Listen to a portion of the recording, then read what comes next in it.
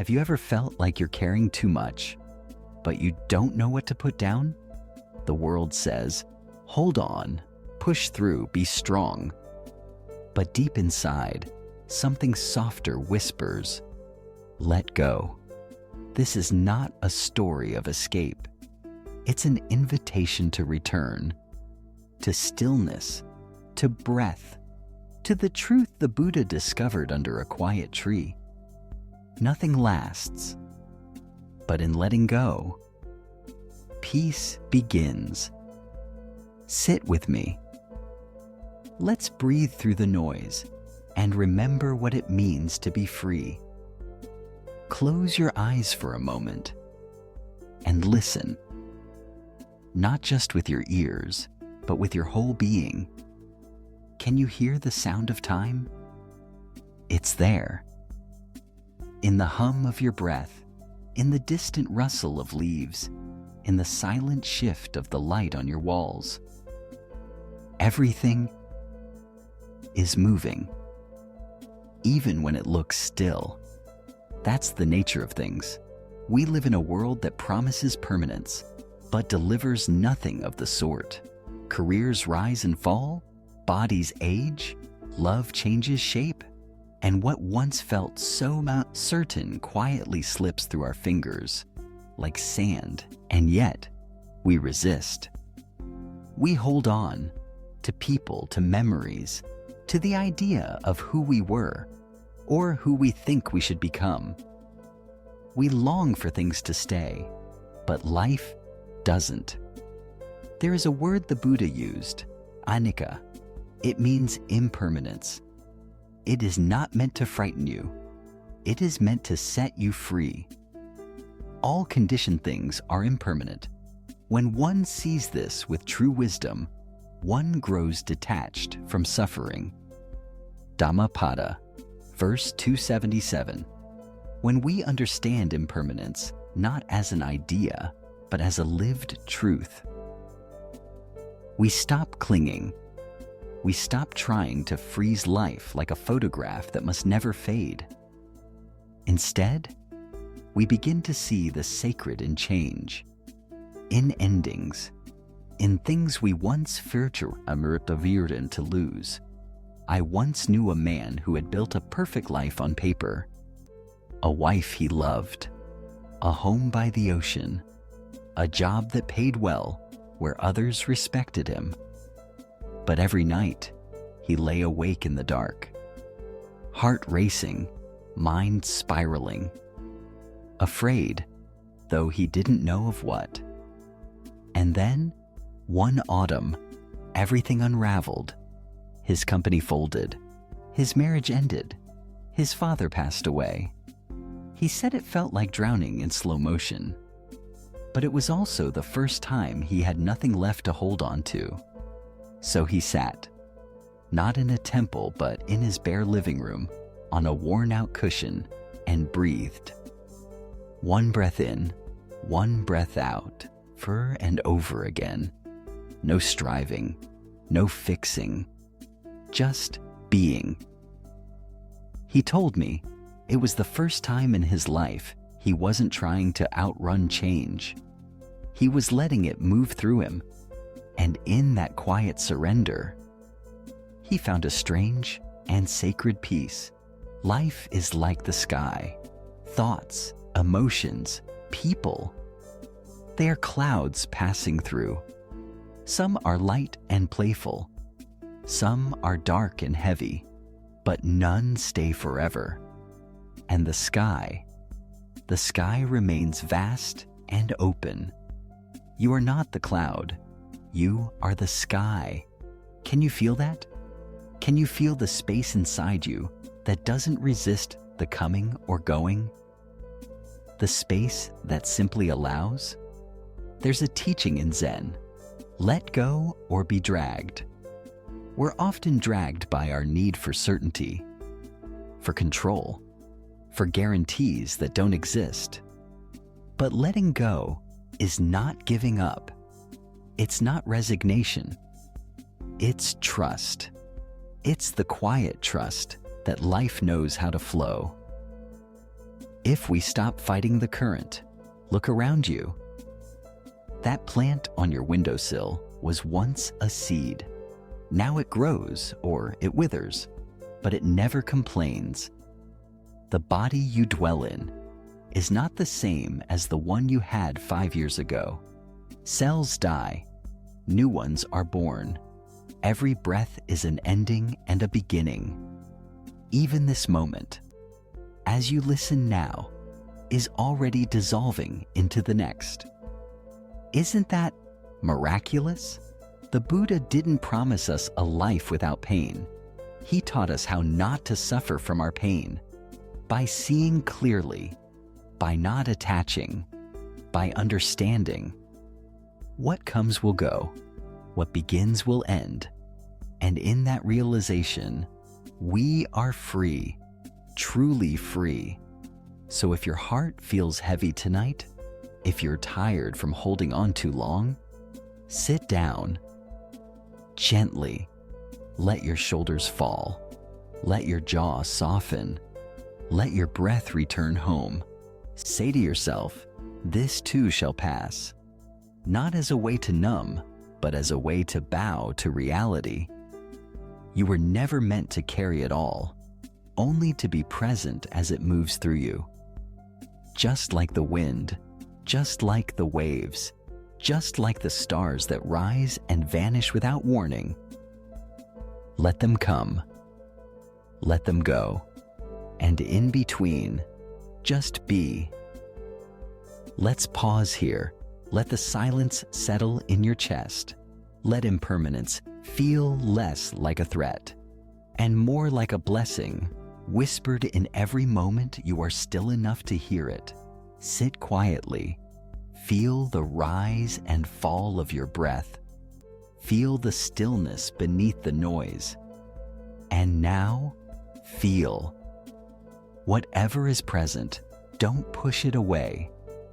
A flicker of sadness, a trace of restlessness, the heaviness of loneliness perhaps, or the faint hum of joy. Let it all be there. Don't label, don't analyze, just witness. Like watching the sky, the Buddha once said, when you observe the arising and passing away of feelings, with mindfulness and clear comprehension, you dwell detached, not clinging to anything in the world. Satipatthana Sutta.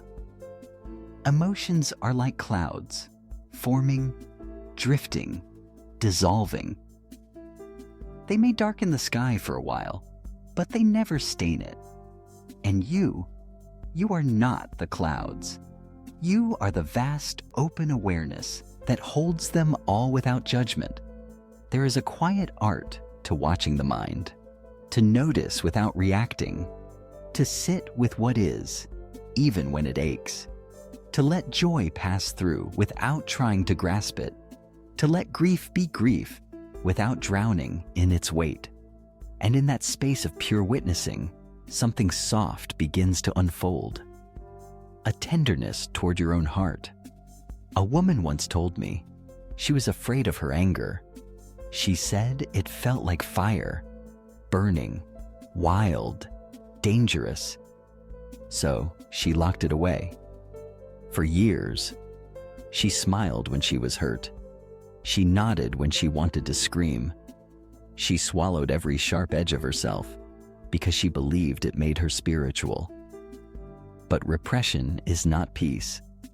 It wasn't until she sat, day after day, breathing through her discomfort, naming the fire inside without shame, that she learned a simple truth. Anger is just weather, temporary, passing. Not who you are. Now, when it arises, she breathes with it. She says, "Ah, a storm today. Let me sit and watch." And like all storms, it passes. In the Buddha's teachings, there are no bad emotions. There is only clinging or releasing, only ignorance or awareness. Fear isn't wrong. Desire isn't wrong. Even despair is not wrong. They are experiences, not enemies. What makes them painful is the way we hold on or push away. Try this. Next time restlessness visits, instead of fighting it, pause. Place your hand gently over your chest. Breathe. Whisper to yourself, "This too belongs." And then, just watch. With the curiosity of a child watching raindrops slide down a window. No judgment, no urgency, no needing to fix. You might notice that beneath the emotion, there is spaciousness, a quiet that doesn't mind what mood the clouds are in. In the Cultivate Sutta, the Buddha explained that feelings arise dependent on contact. They are not self. They do not last. They are like echoes. Here now, gone the next moment. To know this, not with the intellect, but with your being, is liberation. Imagine how different life would feel if you could welcome all your feelings like honored guests, without fear, without control, without needing any of them to stay. Some days, you may feel broken. Other days, radiant. And most days, somewhere in between. This is the weather of the heart. And yet, through it all, there is something steady beneath the surface, like the ocean floor beneath shifting waves. Still, unmoved, unharmed. That is your awareness. That is your true refuge. When we learn to sit with our emotions, without drowning in them, we begin to trust life again. We see nothing lasts forever. Not pain, not fear, not even joy. And this doesn't make life bleak. It makes it precious. We start to hold each moment not with grasping hands, but with open palms. And in that openness, peace blooms. So today, if sorrow visits, sit with it like an old friend. If joy arrives, let it dance, but don't demand it stay. If confusion clouds your mind, wrap it in the gentle arms of your breath. Remember, you are not here to master your emotions. You're here to meet them with compassion and clarity. Let the clouds come. Let them go, and between them, you may catch glimpses of the endless blue sky that has always been there. Waiting. Sometimes it begins so subtly, a desire, a wish, a soft wanting that whispers, if only this moment could stay a little longer. If only they wouldn't leave. If only things didn't have to change. At first, it feels harmless, even human. But like a small thread pulled too tight, it starts to bind. And before we realize it, we're caught. Caught in the tension between what is and what we want it to be. In the second noble truth, the Buddha pointed with unwavering clarity. Tanha is the origin of suffering. Craving is the root of all dukkha. Craving, not only for pleasures, but for permanence, for identity, for control. It is this grasping, this thirst to hold on to what is fleeting, that creates the ache in the heart. Not the loss itself, not the change, but our refusal to let it go.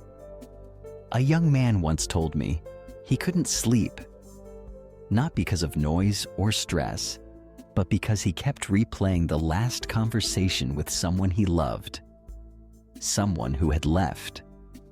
He said, "If I could have just said the right thing, maybe she would have stayed.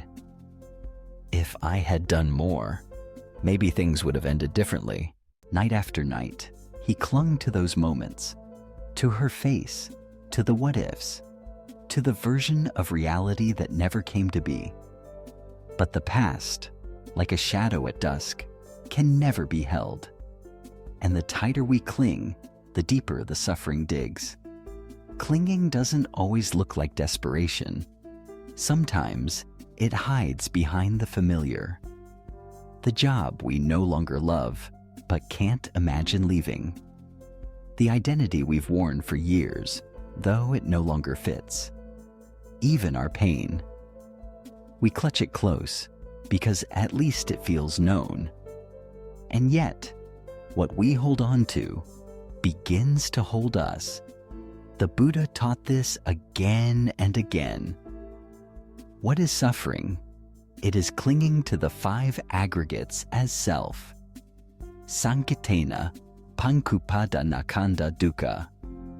Samyutta Nikaya. The body, feelings, perceptions, mental formations, consciousness. All of them impermanent. All of them empty of a solid self. And still, we attach.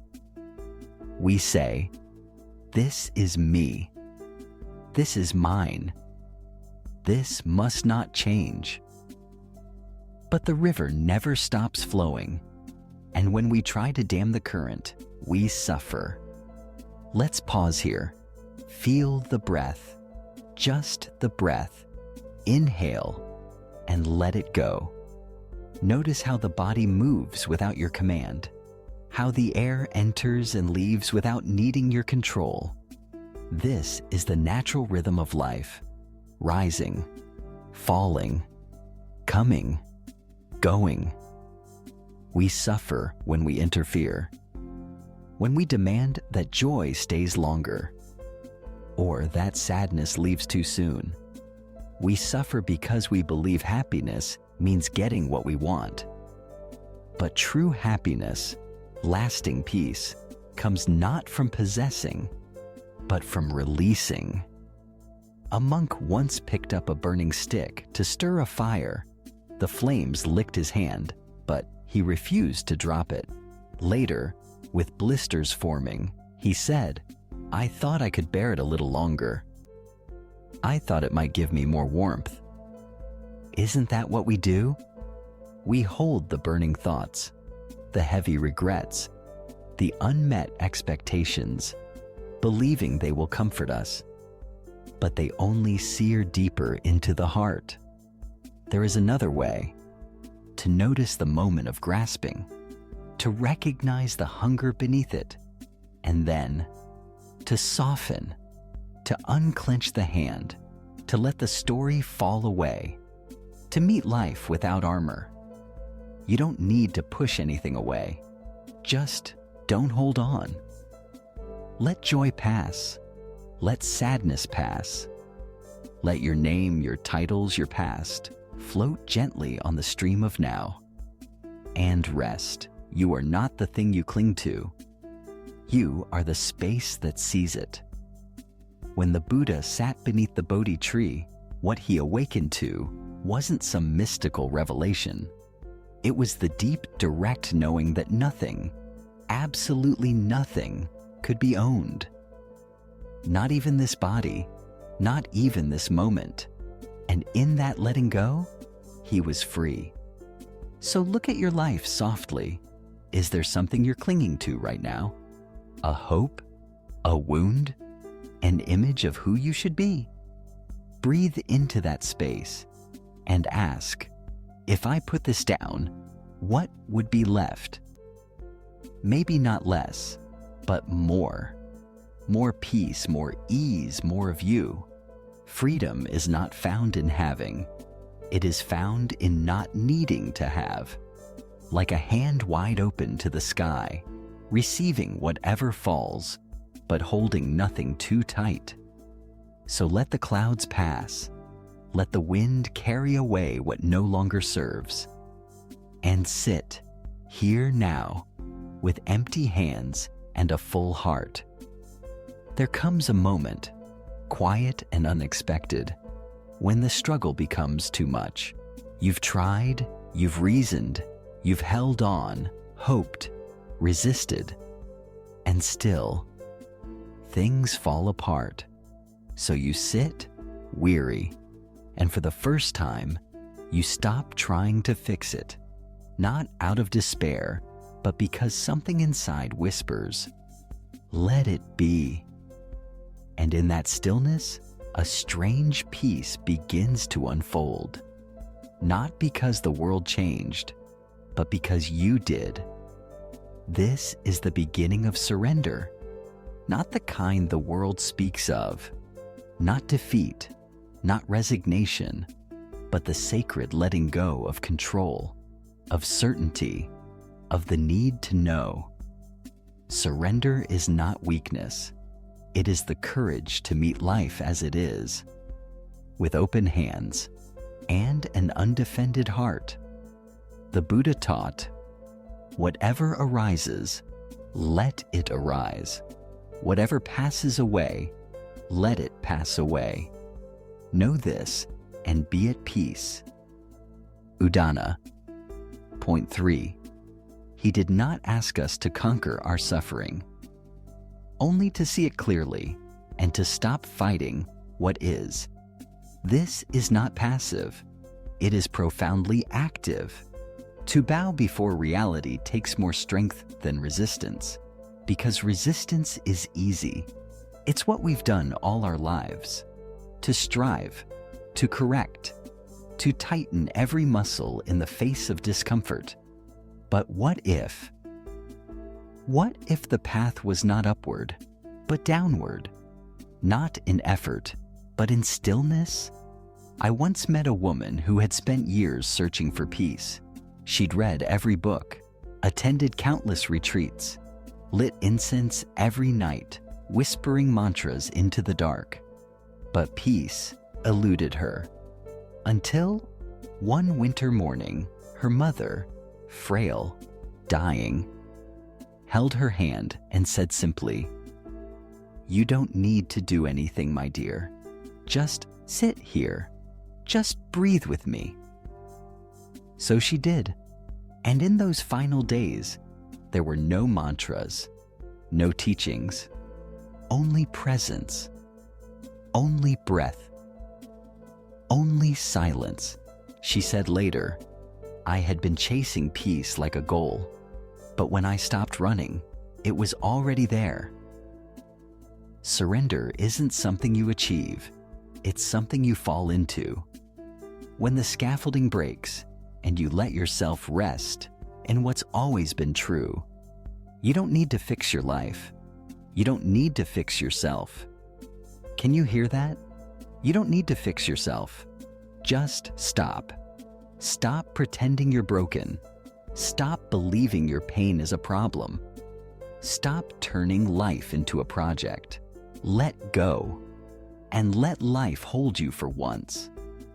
In the Bahia Sutta, the Buddha said, "In the seen, there is only the seen. In the heard, only the heard. In the sensed, only the sensed. In the known, only the known." When you abide in this way, there is no self in what is experienced. Udana 1:10. This is the heart of surrender, to see without grasping, to hear without judging, to feel without fleeing. Just this, as it is, right now.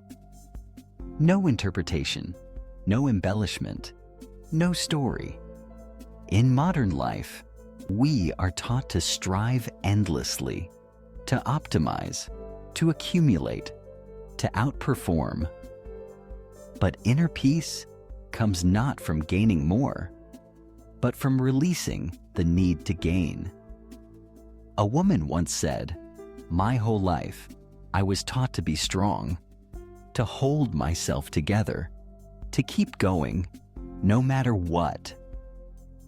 But one night, sobbing in her kitchen, she fell to her knees, not from failure, but from grace. And in that collapse, she finally felt something soft within herself, Not the brittle strength of endurance, but the deep, steady pulse of surrender. She didn't break, she broke open.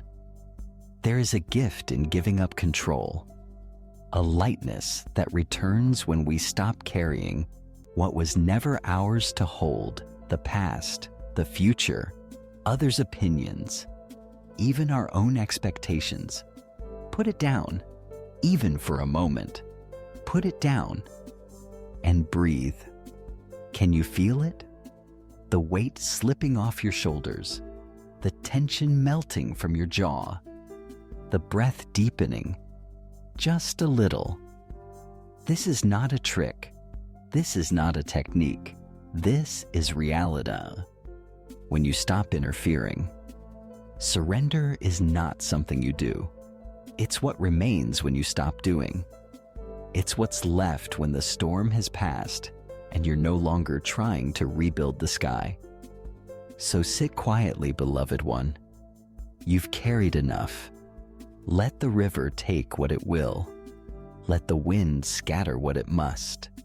And you, just rest. Just be. No resistance, no holding. No need to become anything other than this moment. This stillness, this peace, this gift. Take a moment now. Close your eyes if you like. Let your shoulders fall. Let the jaw soften.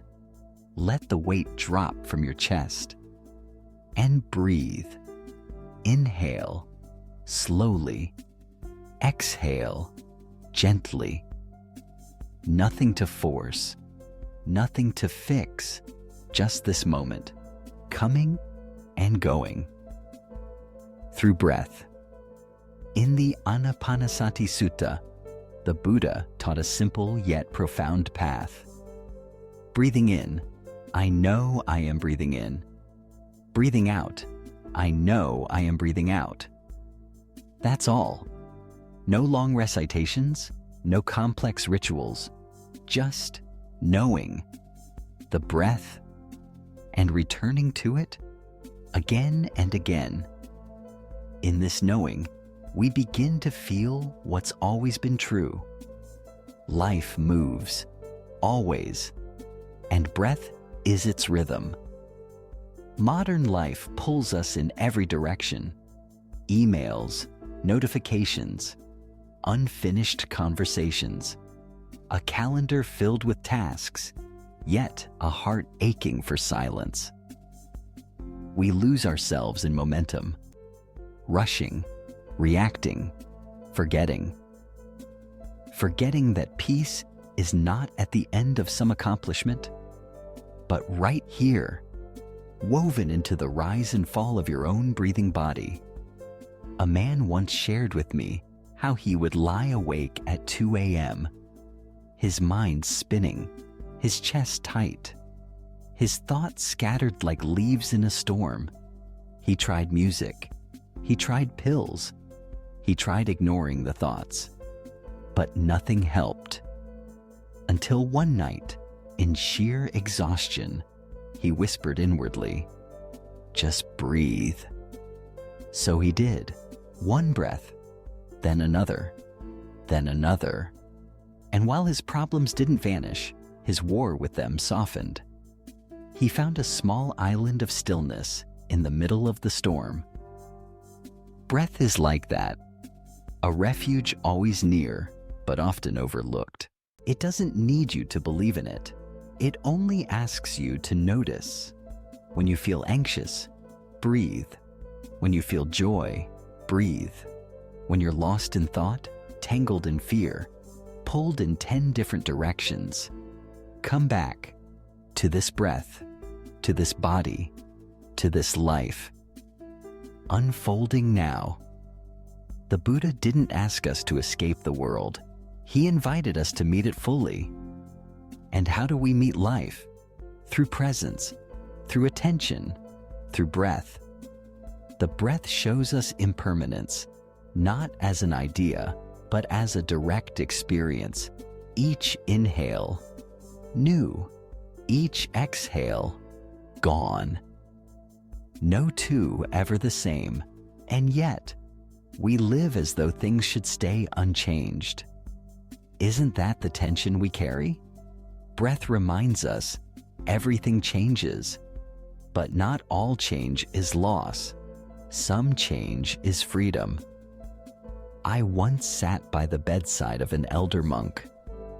He was frail, bones like soft driftwood, skin paper thin, but his breath was steady, like a mountain breeze, anchored in decades of quiet observation. He smiled and said, "Every breath teaches me how to die, and every breath teaches me how to live."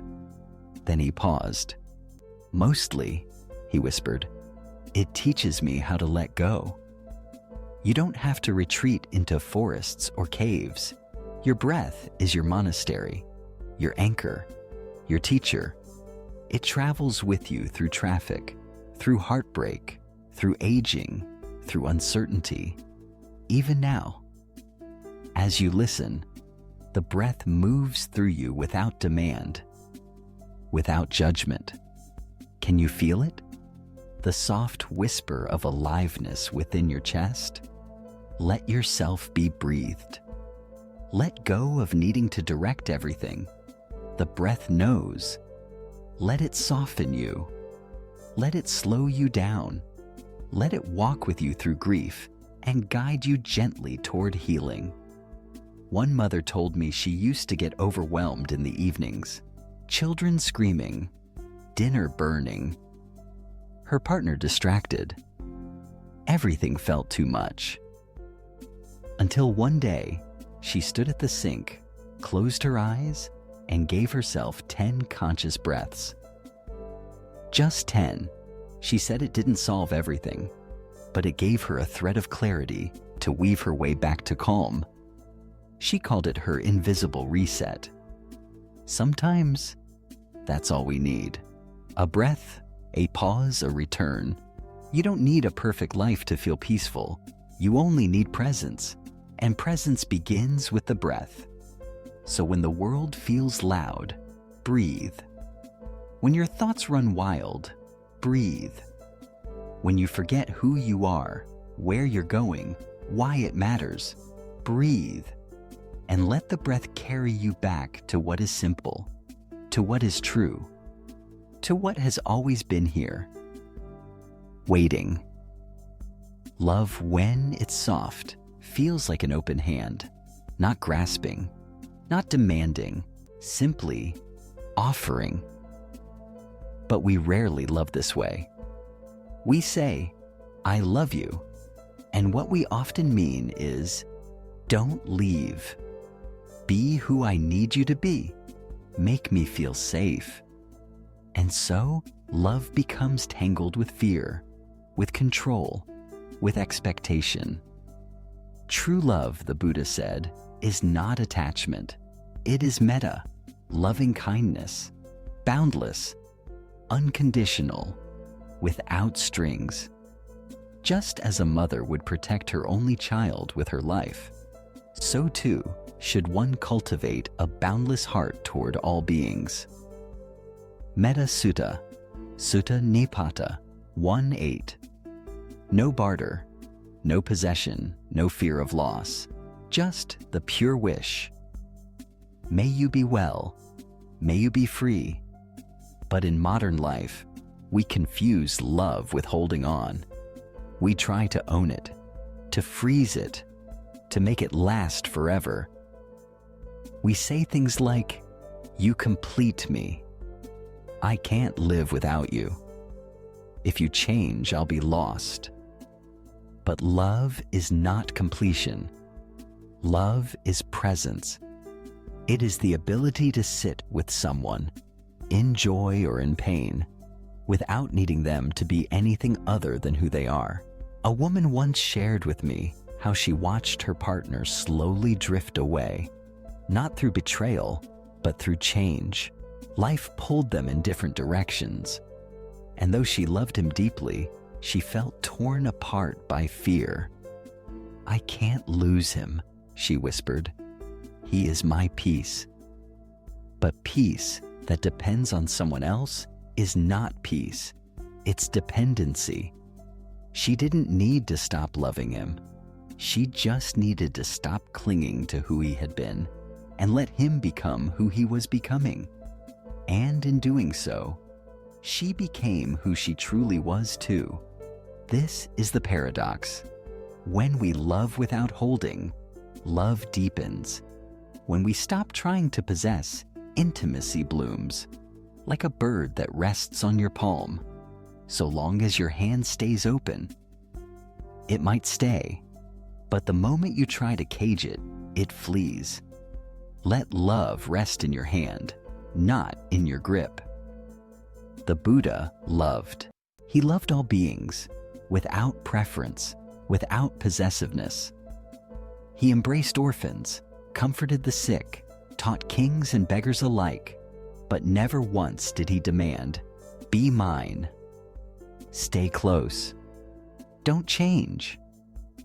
He simply met each person with full presence, then let them go. Not because he was detached, but because his heart was so vast, it didn't need to cling. Can you love that way? To hold someone in your awareness as they are, not as you wish them to be. To sit beside a child, not to shape them, but to witness the miracle of their becoming. To walk beside a partner, not to bind them, but to honor the mystery of their path. To care deeply, but not possess. That is real compassion. A mother once said, "I fear the day my children grow up and no longer need me." I asked her, "Would you rather they stay small forever, so you feel needed?" She cried, because deep down she knew.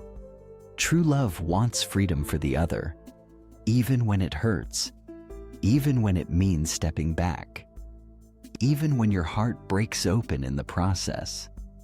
And maybe, especially then, let your love be spacious. Let it breathe.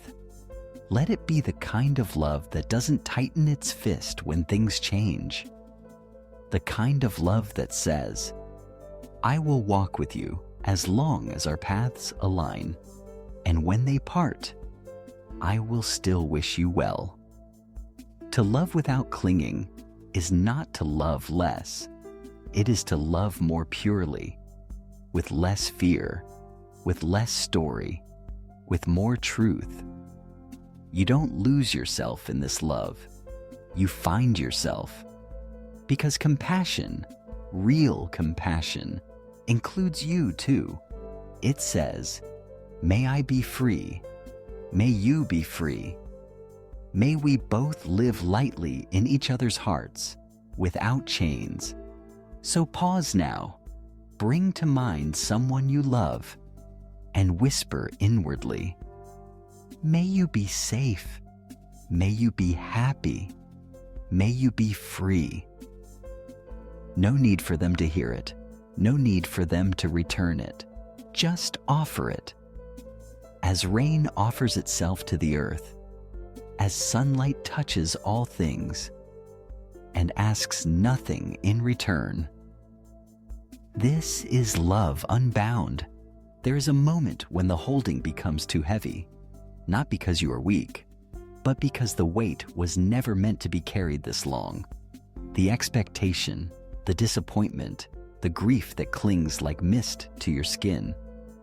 You hold on, hoping it will give you meaning, hoping it will protect you from emptiness. But instead, it exhausts you. Until finally, without drama, you whisper to yourself, "I'm ready to let go." And that is the beginning of peace. Letting go doesn't mean forgetting. It doesn't mean denying what was real. It means making space for what is here now, for what is true now. It means loosening your grip, not on others, but on the illusions you built around them. The illusion that things should have turned out differently. the illusion that your worth depends on being needed, the illusion that control equals safety. These are the threads of suffering, woven quietly into the fabric of our days, but once seen clearly, they can be unspooled. The Buddha spoke gently but directly. With attachment comes suffering. With the ending of attachment, suffering ends. Samyutta Nikaya. He didn't offer complicated philosophy. He offered freedom, and freedom begins not by adding something, but by releasing what no longer serves. Like a boat that has reached the other shore, you don't carry it on your back. You leave it, bow to it, and walk on. One man told me he had kept his late father's coat for 10 years, not because he wore it, but because letting it go felt like betrayal. But the coat grew musty, and each time he saw it, it didn't bring comfort, only a dull ache. And so one day, with trembling hands, he folded it one last time, placed it in a donation bag, and cried. Not from loss, but from release. I realized, he said, my father didn't live in the coat. He lived in my heart, and I was ready to let him be there without pain. Letting go is not forgetting. It is remembering without fear. It is loving without clinging. It is walking without dragging the past behind you. And sometimes, letting go isn't even an action. It's a soft inner bow, a sacred yes to the impermanence of things. Letting go of a relationship, letting go of an identity, letting go of the idea that you need to be more than you already are. This is not loss. This is clarity. This is space de guise, where once there was tension. This is the exhale after holding your breath for far too long. There is a silence that follows true letting go, not the silence of emptiness, but of fullness, like a forest after the rain, like a room where grief has wept and passed. This silence does not need to be filled. It is your natural state. It is peace, undisturbed. I once heard a Zen teacher say, "Let go, and the world will carry you." At first, it sounded poetic, but the more I practiced, the more I knew it was true. When you stop resisting, you float. When you stop chasing, you arrive. When you stop gripping, your hands are free to receive what life is truly offering you. So today, look gently at your life.